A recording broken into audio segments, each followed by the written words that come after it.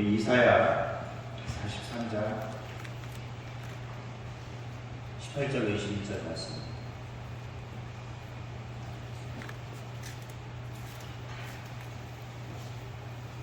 이사야 43장 18절로 21절입니다. 제가 가지고 있는 그림책은 구약성경 1020페이지. 이사야 43장 18절로 21절 같이 한번 읽도록 하겠습니다. 같이 읽겠습니다.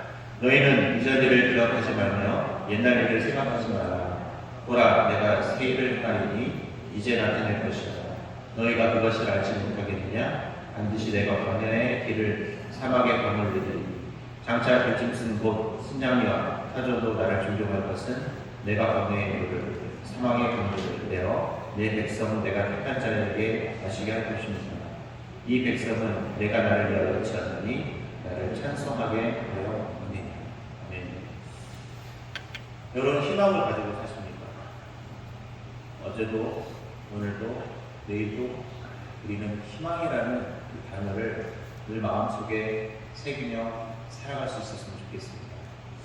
희망이 없는 인생은 내일이 없습니다. 그래서 희망이 없는 사람들이 선택하는 것이 있어요.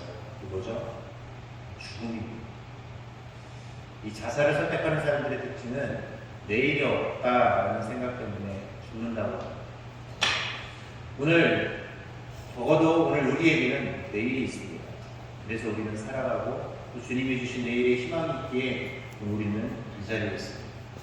그래서 희망은요, 절망 속에 있는 사람들에게는 한 줄기 빛과 같은 것입니다. 칠흑과 같은 그 어둠 속에서 우리가 길로 갈 수 있는 희망이죠. 오늘 이스라엘 백성들이 그랬습니다. 이스라엘 백성은 지금 나라가 멸망을 했습니다. 그리고 그들은 포로의 위기에 있었습니다. 예루살렘 성전은 파괴되었고, 그리고 성벽도 파괴되었고, 그리고 수많은 사람들은 다 죽었고, 그리고 아까 말씀드렸던 것처럼 포로로 잡혀가 있기 때문에 아주 비참한 현실이었습니다.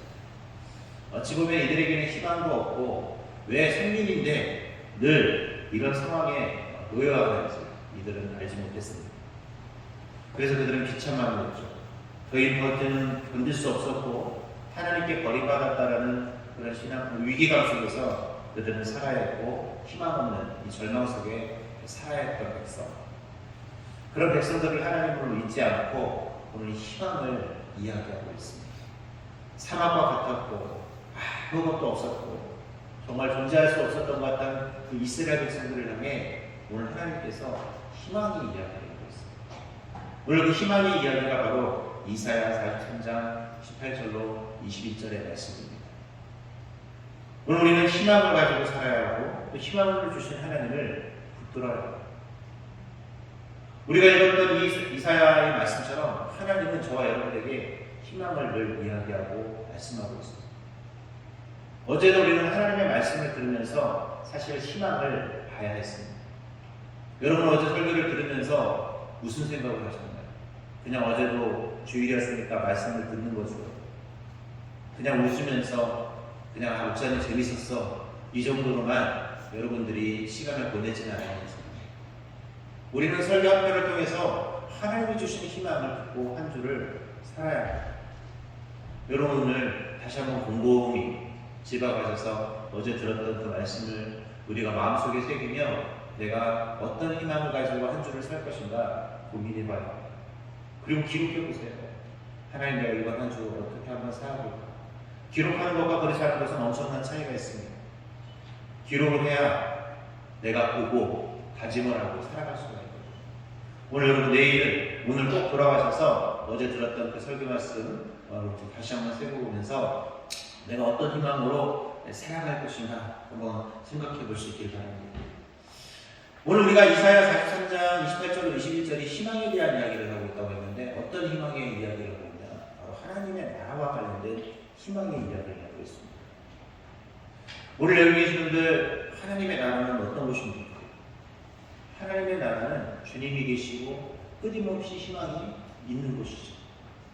오늘 그렇다면 그 하나님의 나라를 우리가 어떻게 하면 임하게 하고 그 하나님의 나라 속에서 어떻게 하면 우리가 희망을 가지고 이 살아갈 것인가, 이 부분을 오늘 같이 좀 나누었으면 좋겠습니다. 첫 번째로 하나님의 나라가 어떻게 하면 임하느냐, 바로 예전 것들은 지나간다는 사실입니다. 이것을 우리가 인정해야 한다는 것입니다. 오늘 본문 18절 19절에 보면 너희는 이전 일을 기억하지 말며 옛날 일을 생각하지 말라라고 했습니다. 여러분 자다가 그런 생각해 보신 적이 있나요? 옛날에 내가 잘못한 것 때문에 막 속상하고 그것 때문에 힘들어하고 그것 때문에 잠을 설친 적. 이상하게 우리는 대부분 과거에 얽매여서 살 때가 너무나 많습니다. 사실 과거는 이미 지나간 거예요. 그런데 우리는 그 과거 때문에 나의 모든 전부를, 과거에 얽매인 사람은 희망이 없습니다. 여러분 공부 못한 거 이미 과거. 근데 그것 때문에 내 자녀를 괴롭히고 힘들게 하는들 무슨 의미가 있겠습니까? 과거에 잘못한 부분들 많아요. 그거 가지고 내가 누구를 미워한들 그게 무슨 희망이 있겠습니까? 그런데 우리는 여전히 뭐예요? 과거예요. 과거에 저 사람이 저랬지. 과거 때문에 내가 이렇게 살아가고 있어요. 여러분 과거는요 우리의 것이 아닙니다. 이미 지나간 과거를 우리는 생각하지 마요. 오늘도 주님께서 이스라엘 백성들에게 뭐라고 선언하냐면 너희는 이전 일을 기억하지 말며 옛날 일을 생각하지 말라고 했어요. 그런데 여전히 이스라엘 백성들의 마음속에 남아있는 과거가 하나 있었어요. 그 과거가 뭘까요? 그것은 애굽에서 살았던 그들의 그 모습이었어요. 수백 년이 지나도 그들의 마음속 깨차리 깊게 남아있는 어두운 과거가 있는데 그 과거, 애굽에서 종되어 살면서 편안하게 누군가 보호받으면서 살았다라는 착각 속에서 그들은 그 과거를 기억하고 있었다는 거죠. 심리학자 때 사무엘 조수가 이런 얘기를 했어요. 사람들이 살아가는 것을 연구해봤는데요. 놀랍게도 많은 사람들이 이 과거에 얽매여서 살았다고 합니다. 그 중에서도 어두웠던 과거, 실수했던 과거, 창피했던 과거를 생각하면서 무려 40%가 살아가고 있고요. 가능성이 없는 허무한 생각을 하면서 30%. 또한 남의 말 때문에 상처받는 일, 답답한 일, 분노하고 흥분된 일을 생각하는 사람이 12%. 건강에 대한 지나친 염려, 그리고 그 염려에 생각을 뺏겨서 사는 사람이 10%. 근데 여러분, 밝고 긍정적으로 사는 사람이 몇 프로인 줄 아세요? 8%에 불과해요. 여러분은 어떻습니까? 40% 넘어, 아니 92%의 그 걱정과 염려와 이런 것에 빠져서 사는 사람인지, 아니면 8%의 밝고 건강한 그런 생각을 가지고 사는 사람인지. 우리는 여전히 그래 과거에 얽매여서 잘못된 것, 실수했던 것, 창피했던 것. 저도 막 어느 날 이렇게 누워 있으면 옛날에 잘못했던 것들이 막 떠오르고 옛날에 확 분노했던 것들이 막 갑자기 느닷없이 떠오를 때가 있어요. 근데 진짜 아무 있을리고 쓸모도 없거든. 그것 때문에 괜히 잠자는 시간을 뺏기고 괜히 내 마음속에 이 분노를 일으키는 거 참 옳지 않아요. 그런데 여전히 우리는 지금도 그 과거에 얽매여서 삽니다. 부부싸움을 할 때 정말 나쁜 게 뭔지 아십니까? 과거에 우리의 잘못들을 들춰내는 거예요. 여러분 진정한 용서는요 과거를 생각하지 않는 겁니다. 여러분 남편한테 아니면 내 아내한테 용서했다 그러면 과거의 잘못을 들춰내서는 안 돼요. 그런데 우리는 부부싸움하면 무슨 얘기부터 하죠? 당신 예전에도 이렇게 합시다. 이게 뭐냐면 여러분 구정물 아시죠? 이 구정물은 시간이 지나면 신전물이 밑으로 싹 다 가라앉습니다. 그 위에는 맑아. 그런데 그걸 한번 휘젓기 시작하면 어떻게 되죠? 옛날 것도 싹 올라가서 아주 정말 더러운 물이. 그래서 구정물인 거예요. 그런데 우리가 부부싸움을 하거나 누군가 싸움을 하면 당신은 과거부터 했어. 이 말은 뭐예요? 아직 뭐가 안 된 거예요? 뭐가 안 된 거예요? 용서가 안 된 거예요. 우린 이미 용서라는 단어는 과거부터 그것을 생각지 않는 것입니다. 여러분 하나님이 못하시는 것이 하나 있어요. 그 전능하신 하나님이 못하시는 거예요. 뭘 못하실까요?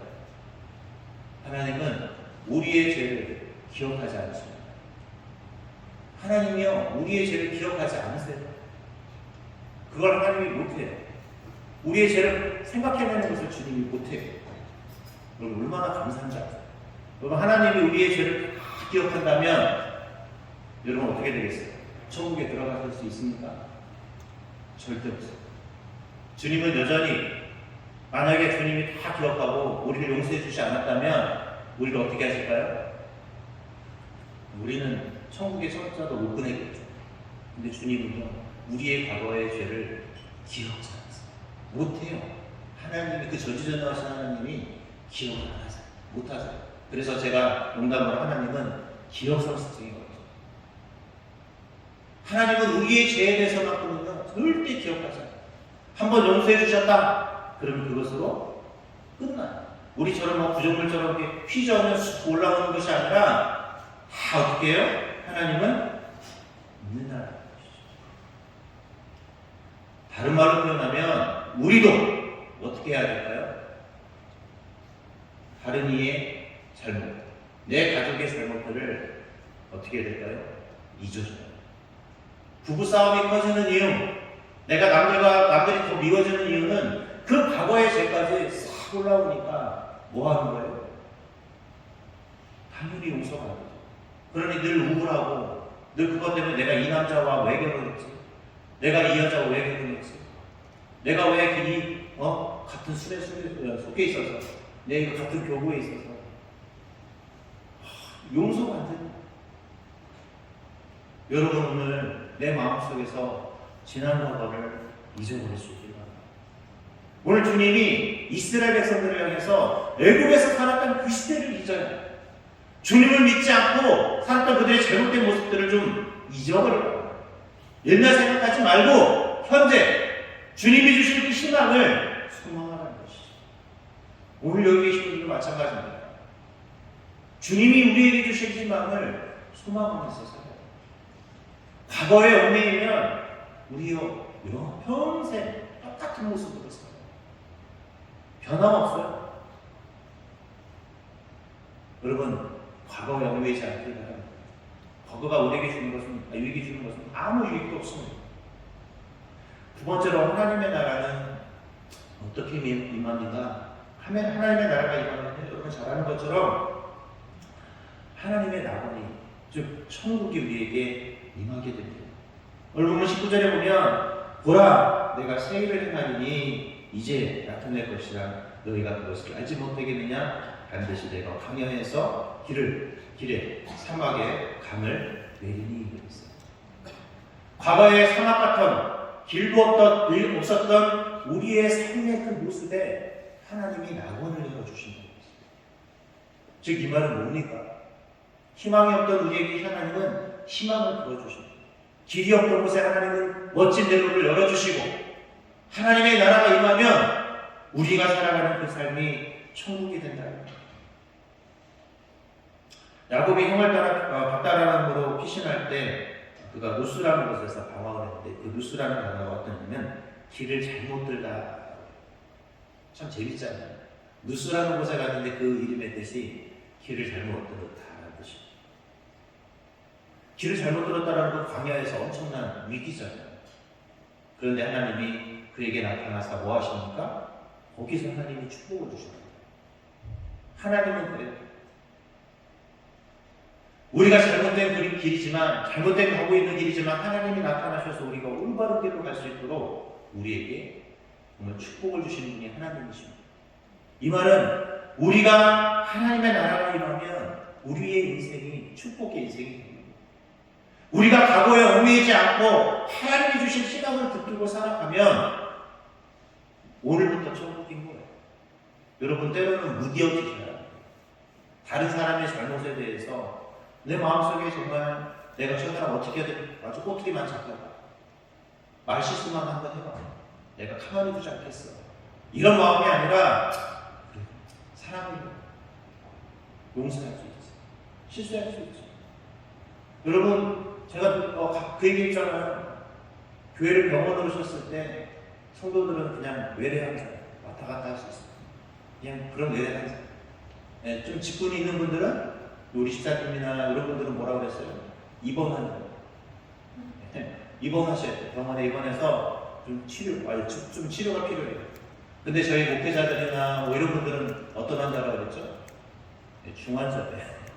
중환자는요, 간호사들이 24시간 케어해야 합니다. 숨 쉬는 것부터 시작해서 물 마시는 것까지 다 모여야 돼요. 입원 환자는 자기가 그래도 좀 할 수 있어요. 화장실도 갈 수 있고, 링거에 꽂고 있지만, 우리 십자군 권사님들, 장로님들은 적어도 뭐예요? 입원 환자는 괜찮아요. 근데 우리 교육자들은 뭐라고 그랬어요? 중환자. 중환자는요, 여러분 더 관심이 필요해요. 혼자 24시간 의사와 간호사들이 케어 안 하면 죽는 사람이에요. 저는 그래서 너무 감사해요. 주님이 없으면 우리는 여러분이 생각하는 것처럼 정말 멋있는 사람이 아니라 더 불쌍한 사람들인 거예요. 그러니까 여러분, 교육자들을 보면서 시험 들지 마시고 기도해 주세요. 왜? 중환자니까. 여러분, 우리보다 낫잖아요. 그렇죠? 이렇게 생각하면 얼마나 좋겠습니까? 아, 내 옆에 있는 사람이 얼마나 아프면 저럴까? 저 사람이 얼마나 힘들면 저럴까? 이렇게 이해를 해주는 것이죠. 그러면 여러분, 내 마음은 지옥이 아니라 천국이 되는 것입니다. 내 주변 성도를 그렇게 바라보기 시작하면 그 사람이 미워지는 게 아니라 내가 그 사람을 위해 기도하게 됩니다. 그게 무엇이냐? 주님의 사랑입니다. 여러분, 오늘 내가 주님의 사랑으로 천국을 이루어나갈 수 있기를 바랍니다. 오늘 하나님의 나라가 임하면 어떤 일이 발생할까요? 또 마지막 세 번째로 늘 감사하게 됩니다. 본문 20절 21절에 보면 장차 들짐 쓴 곳 승냥이와 타조로 나를 존경할 것은 내가 광야의 물을 사막의 강물을 내어 내 백성 내가 택한 자에게 마시게 할 것이다. 이 백성은 내가 나를 위하여 지었더니 나를 찬송하게 하려 함이라. 찬송은 언제 하죠? 기쁠 때, 즐거울 때 노래가 나오게 되어 있어요. 슬플 때, 물론 뭐 슬플 때도 노래가 나오죠. 근데 우리는 대부분 기쁠 때 노래하게 되어 있습니다. 어떤 장로님이 계셨습니다. 인천에서 옛날 얘기인데 목축을 하는데 이분이 경험이 없어서 자꾸 소만 키우면 다 죽는 거예요. 그러던 좀 예배당을 짓게 됐는데 이분이 교회를 짓는데 할 게 없어서 죽다가 남아있는 소들 있죠. 이 소를 빨아서 하나님께 교회를 들여서 교회를 지었다고 합니다. 여러분 생각해보세요. 지금 그렇죠. 소도 제대로 못 키우는데 이것까지 하나님께 드리니 얼마나 안타까운 일이 있었겠어요. 그런데 참 놀라운 기적이 일어나기 시작합니다. 신기한 것은 그때부터 소가 새끼를 낳을 때마다 어떤 소를 낳냐면 암송하지만 하니까 뭘 많이 낳아요? 소를 많이 낳기 시작했죠. 그래서 여러분 무려 10년 동안 암송하지만 않았대요. 여러분 기적 같아요. 근데 더 놀라운 건 막 쌍둥이 소를 낳고 기적이 나타나요. 그래서 이분이 갑자기 부자가 됐대요. 여러분 힘들지만 하나님께 드리려 했고 힘들지만 하나님을 위해 살아가려 하니 하나님이 그 어려움 속에서 하나님이 축복을 더해주시죠. 저는 여기 계신 분들도 감사하셨으면 좋겠어요. 감사는 또 뭘 할까요? 감사를 하게 되겠습니다. 불평은 불평밖에 안 나요. 이제 말씀을 맺도록 하겠습니다. 이스라엘 백성은 희망이 없었습니다. 그들에겐 절망밖에 없었습니다. 그들은 하나님의 선민이었지만 여전히 그들에게는 암흑과 같은 세상밖에 존재하지 않았습니다. 그때 주님은 오늘 이사야서를 통해서 그들에게 희망을 이야기합니다. 그리고 그 희망을 붙들라고 이야기합니다. 오늘 주님은 희망이 없는 저와 여러분에게 희망을 이야기하고 오늘 여러분이 또 저와 제가 같이 기도하는 이 자리가 희망을 부르짖는 자리예요. 내 절망 속에 하나님께 기도하는 시간이 아니라 내가 희망으로 주님 앞에 기도하는 자리가 바로 이 자리입니다. 여러분 그래서 새벽을 깨우고 주님 앞에 부르짖고 있는 이곳에서 우리는 하나님께 희망을 부르짖고 희망을 달라고 이야기해야 되는 자리입니다. 오늘 여러분 기도할 때 그렇게 주님 앞에 기도할 수 있기를 바랍니다. 그럼 주님은 오늘 이 자리 가운데 역사하실 것이고 우리에게 희망을 노래하게 하실 것입니다. 오늘 이 자리 하나님의 나라가 임하고 희망이 있는 그런 축복의 자리가 될 수 있도록 기도하는 복된 새벽이 되시기를 주님의 이름으로 기도하겠습니다.